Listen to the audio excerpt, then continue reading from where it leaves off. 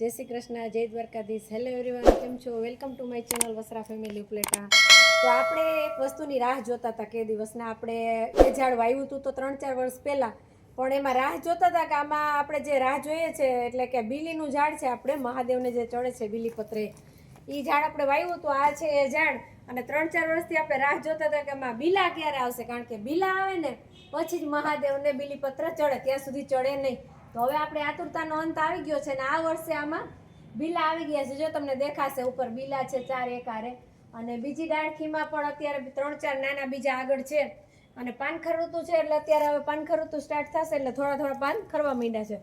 પણ હવે આપણે આ બીલીપત્ર છે હવે આપણે ઉપયોગમાં લેશું કે આપણે મહાદેવને ચડાવવા હોય ને તો આપણે શ્રાવણ મહિનામાં કે આડે દિવસે સોમવારે આપણે જ્યારે જઈએ ત્યારે આપણે બીલીપત્ર લઈ જઈ શકશું એમ. હવે આપણે આતુરતાનો અંત આવી ગયો કે આપણે રાહ જોતા તેનું ફળ આપણે મળી ગયું. બધાય નથી કહેતા ધીરજના ફળ મીઠા હોય, એમ આપણે 3-4 વર્ષ રાહ જોઈ અને હવે આમાં બીલા આવી ગયા છે. અને બીલાનો ઉપયોગ ઘણોય થશે, શરબત કરવામાં થાય છે, પછી એનો પાવડર બનાવવામાં થાય છે, ઘણી જગ્યાએ થાય છે. અને એક બીજું આ ઝાડ છે, આપણે બીજોરાનું ઝાડ વાવ્યું છે ખાસ, કે જેને પથરી થઈ હોય ને એને આ ખૂબ ઉપયોગમાં આવે છે. કિડનીની તકલીફ હોય ને એને આ બીજોરું એકદમ ઉપયોગમાં આવે છે, એનાથી ફાયદા ઘણા થાય છે. આ પણ લીંબુની જેમ મોટામાં બીજોરા આવે છે અને સ્વાદ લીંબુનો જ હોય છે, અને ખૂબ જ ફાયદાકારક છે. જેને કિડનીમાં અને પથરી હોય ને એને ખૂબ જ સરસ આ ફાયદાકારક ઝાડ છે. અને એના જો એકદમ ગ્રો કર્યું છે આ વર્ષે, નહીતર સાવ નાનું અવડું હતું, પણ આ વખતે સરસ ગ્રો કર્યું છે. અને ભગવાન કરે ને આમનામ સરસ મોટું થઈ જાય અને એમાં પણ ફળ સરસ આવવા માંડે, એટલે આપણે એના ફળની પણ રાહ જોઈએ છીએ. એકમાં આવી ગયા છે ફળ, અને આપણી એક જામફળી પણ છે, એમાં હજી જામફળ નથી આવ્યા, એ સાઈડમાં દેખાશે. જો અહીંયા તમે આપણી જામફળી સાથે છે એટલે ખબર નહીં હવે એમાંથી આ બીલીપત્ર તો વધી ગયું છે, જામફળીમાં શું થાય આપણે જોઈએ. અને આમાં આપણે આંબા વાવ્યા છે બે, એક આંબો છે આપણે, આ તો પોર જ વાવ્યો છે પણ સરસ થઈ ગયો છે. હવે એમાં હમણાં ફૂલ આવશે, મોર આવશે એમાં. અને એક આ આંબો વાવ્યો છે આપણે, આ આંબો છે ને એ આપણે 2 વર્ષ થઈ ગયા આવ્યો છે. એમાં હજી આ વર્ષે મોર દેખાતો નથી, પણ ખબર નહીં હવે કેટલા વર્ષે એમાં આવે, પણ કલમ છે એટલે 2-3 વર્ષમાં તો આવી જ જશે. અને બીજા આપણે ફૂલના ઝાડ ઘણા વાવ્યા છે. આ પણ ગયા વર્ષે વાવ્યું છે, સરસ મોટું થઈ ગયું છે, આપણે ભગવાનના ચડાવવામાં કામ આવે છે ફૂલ.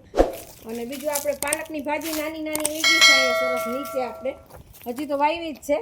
અને બાકી આપણે લીંબુડી છે, પછી નાગરવેલ પુષ્કળ છે, કારણ કે નાગરવેલનો આપણે ખૂબ જ ઉપયોગ કરીએ છીએ. પાંદ નાના બાળકોને શેકવામાં લઈ જાય છે, એમાં ઉપયોગ કરે છે. પછી આપણે નાગરવેલના પાનનો મુખવાસ બનાવે છે, જે મુખવાસ બનાવ્યો છે ને આપણે એને અત્યારે આપણે ખાસ આપણે પાનની અંદર ભરી અને ખાવામાં ઉપયોગ બાળકો કરે છે, રોજ ખાય છે, આપણે પણ ખાઈએ છીએ અને ખૂબ મજા આવે છે. અને આપણી મની વેલ છે એ તો વધે જ છે દિવસે દિવસે.